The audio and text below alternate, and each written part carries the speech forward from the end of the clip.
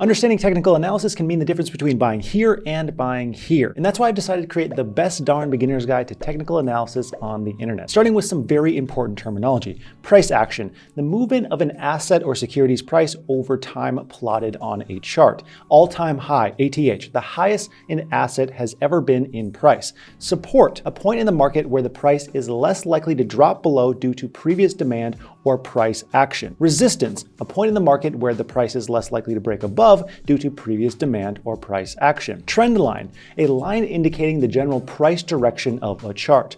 Breakout, when the price of an asset breaks through a predetermined trend line. Formation, when a financial chart moves in such a way to create a recognizable pattern. Patterns to signal trading opportunities, either to enter or exit positions. Pump or bullish, the price of an asset is going up.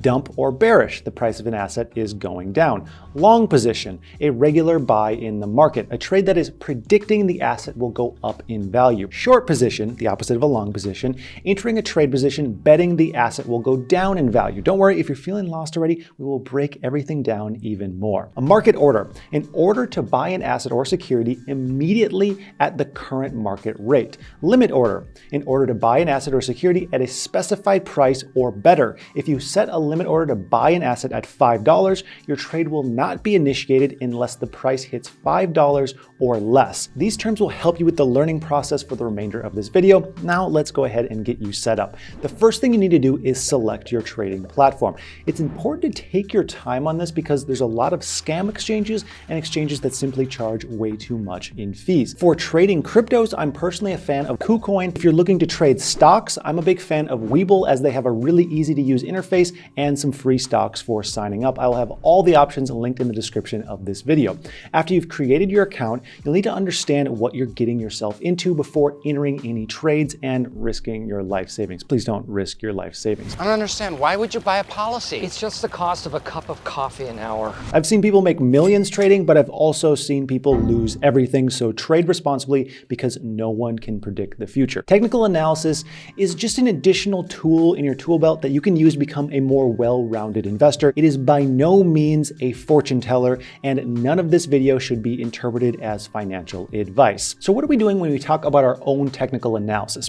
Picture this. You're planning a vacation to Italy with your family, but you need to get a hotel. Before you go, you could manually call some hotels in Milan and ask about their services, their schedule, and how close they are to a wine and cheese shop. It takes you about 2 weeks to complete this exercise, and at that point, you have about 10 hotels on a spreadsheet with all this data that you've collected. You have great information, but most won't go through all of this effort. Instead, you probably would look at an aggregator website that allows you to compare customer feedback, average booking prices, and of course, the distance to your local cheese shop for the most popular hotels. This allows you to get a pretty good idea of what you're getting yourself into without ever having to crack open the operations manual of 10 different hotels. Technical analysis works a bit like the second situation. Well, it's important that we have a good understanding of a crypto or stock's fundamentals before considering it. You have to ensure it's not a scam anyways. Past a certain point, we need to learn about how investors are trading that asset. What's the price action and what can it tell us? Can this help us invest? This will help us determine if the trends we see happening right now will continue or if they're more likely to change in the future. Technical analysis measures price movements, uses indicators, and offers suggestions as to potential opportunities to buy or sell cryptos and stocks. This usually is more useful for short-term traders, but it can be valuable to long-term holders as well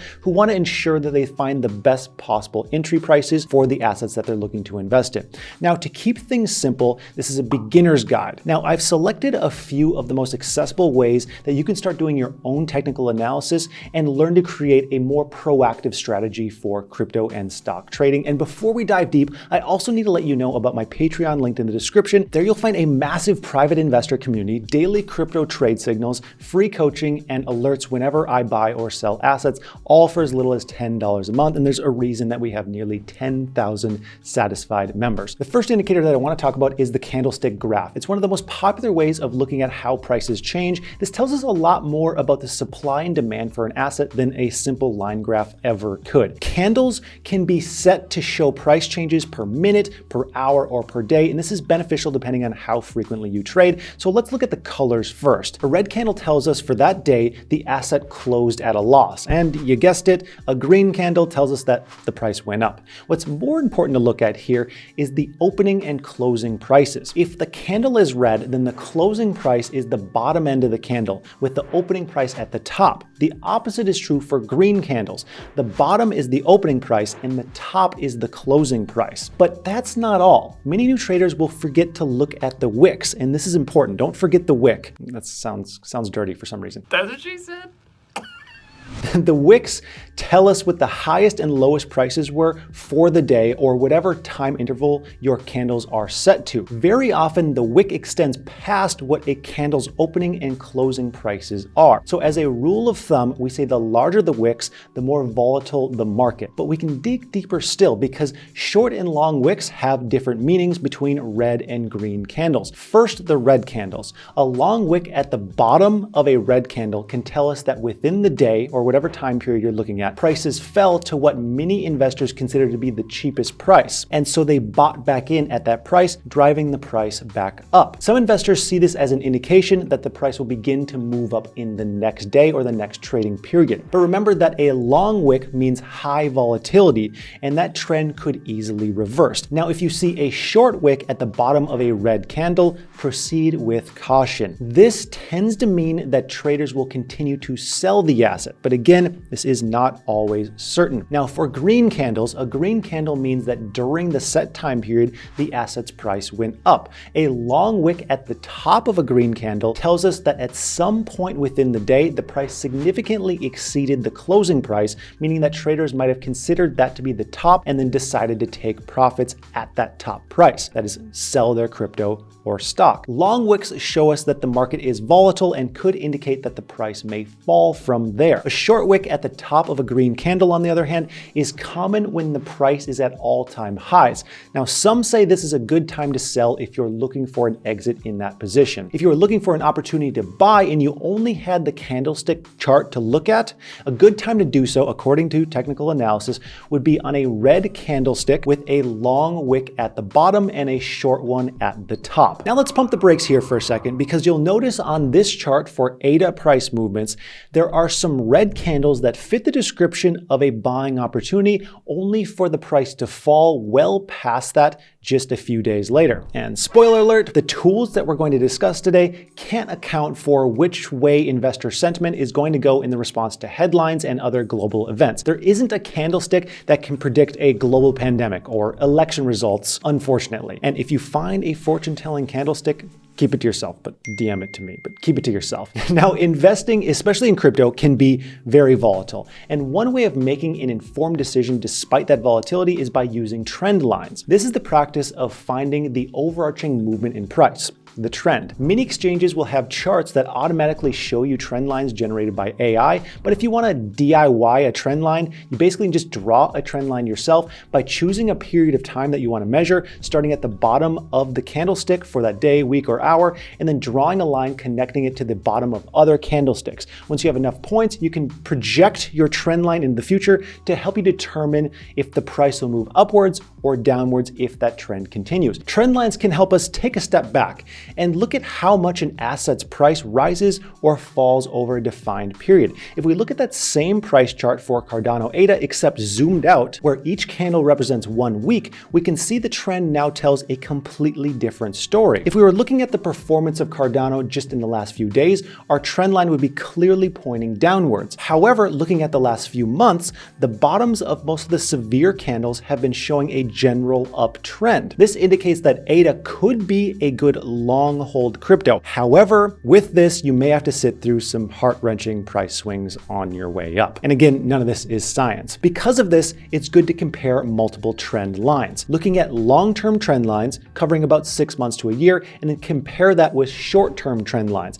This will help you find better entry and exit points in the assets that you're interested in. So far, I've talked about ways that you can interpret common price charts for your own technical analysis. So next, let's talk about support and resistance lines and how to derive live and interpret them for your very own strategy. Both support and resistance lines are horizontal lines that you can draw onto your price chart. Support shows the lowest price at which investors are willing to buy that asset. This signals when buyers show the most demand for an asset. When you see an asset continually bouncing off a specific price, this is support. Let's say you're trying to forecast prices for the next month. You might look at the lowest price point from the previous month and label this your support level. This way, if and when your stock or crypto dips to below that price point the following month, you can anticipate that an upwards trend may be coming. Resistance, on the other hand, shows the highest price at which investors will usually stop buying and instead begin selling that asset. This can signal that there are more buyers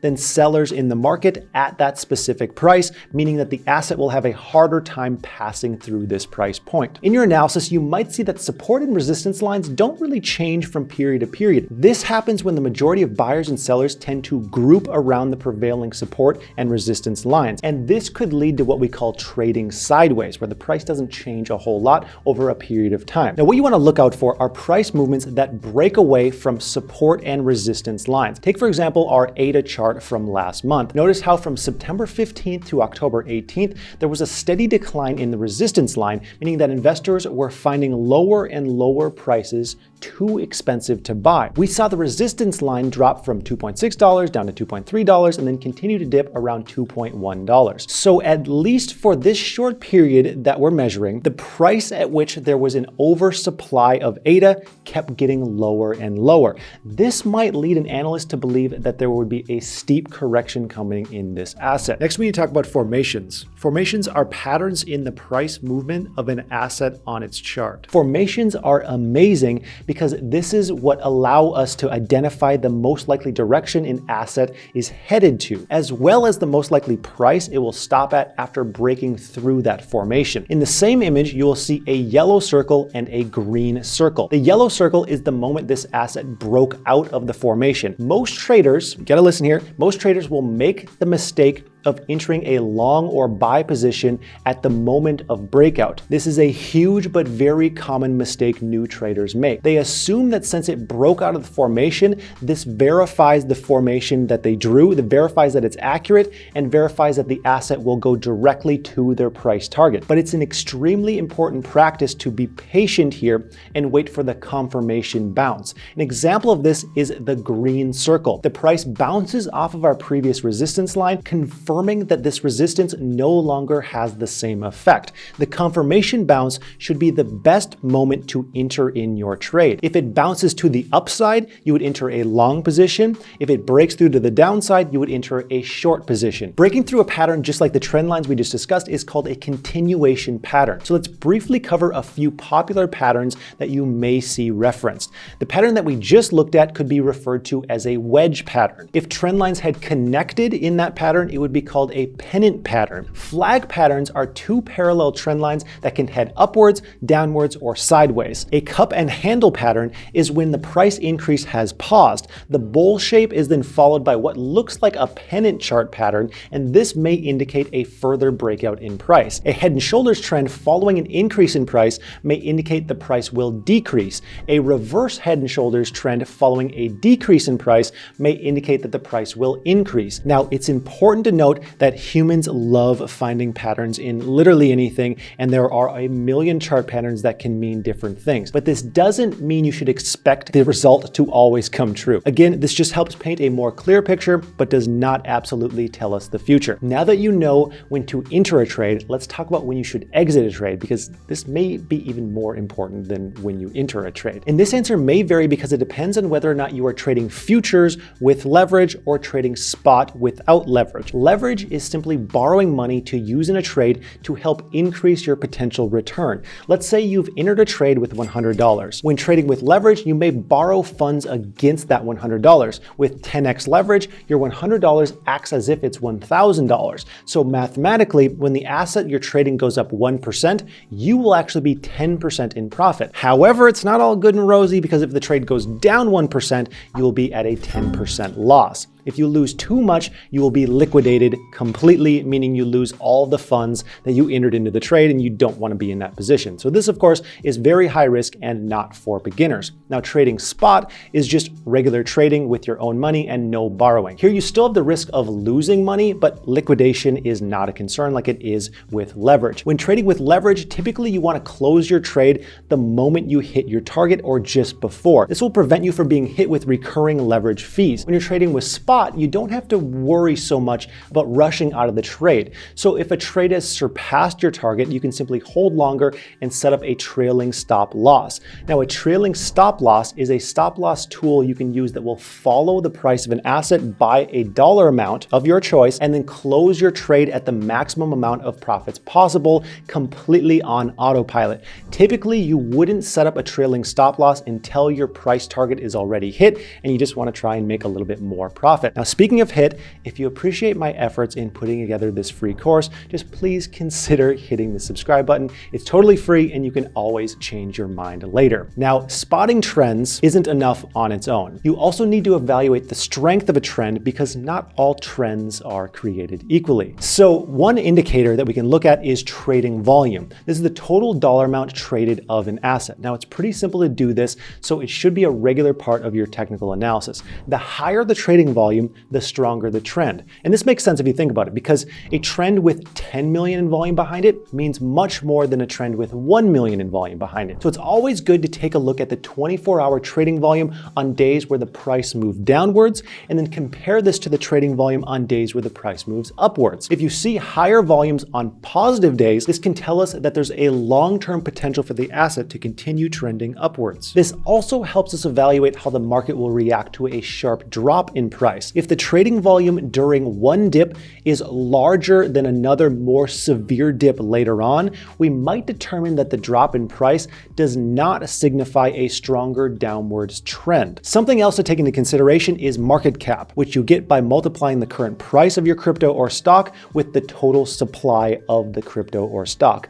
Big cap coins and stocks tend to be more stable because large volume trades have less of an impact on their prices. It's hard to move a big ship. Now let's move on to a more technical indicator of price movement, and one that I use quite regularly. This is the Relative Strength Index, or RSI indicator for short. The RSI of a certain crypto or stock usually is pretty easy to access. It's usually displayed just underneath price charts for the purpose of directly comparing price trends with the RSI. It's displayed as a number between 0 and 100, and this number changes continuously based on trading activity, typically relative to the average gains and losses over a 14-day period. This kind of graph is called an oscillator because the readings always show a number between 0 and 100. So let's break down how this works. In basic situations without drastic market moving events, RSI indicates whether a crypto or any kind of security is overbought or oversold.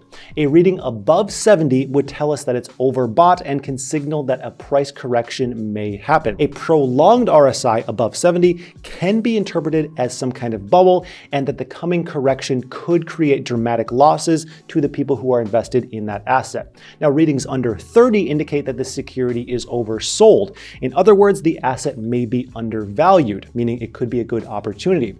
You've probably seen videos where certain cryptos or stocks are proclaimed to be undervalued. The RSI indicator was likely one of the tools used to come to that conclusion, and now you can use that. At the water cooler, at work, you can be like, hey, I think that this stock is undervalued. You just check the RSI. It can be that easy. So there's actually a whole book written about the Relative Strength Index. If you want to fully understand it, I will have this book linked in the description of this video. Now we need to talk about the moving average. You can calculate this by taking the price readings of your crypto or stock from the last X number of days. The standard is 20, but you can reduce it to about 5 if your trading strategy requires it. So this works by adding up the prices each day of your stock or asset or crypto, and then dividing that sum by the total number of days in the period. It's just the average price. What this gives you is a price figure that's less impacted by wild market swings, allowing you to focus on price performance as it changes over longer periods of time. If you want to use a shorter window for your average, like 5 days,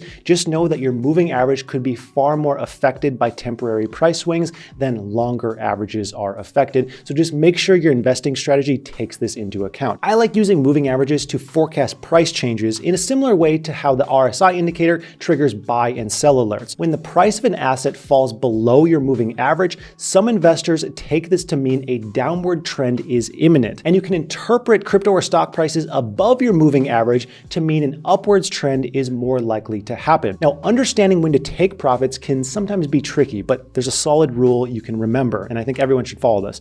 It's never wrong to take profits. Even if it's 1%, even if it's 0.5%, don't let greed take over and tell you, it could just keep on going up.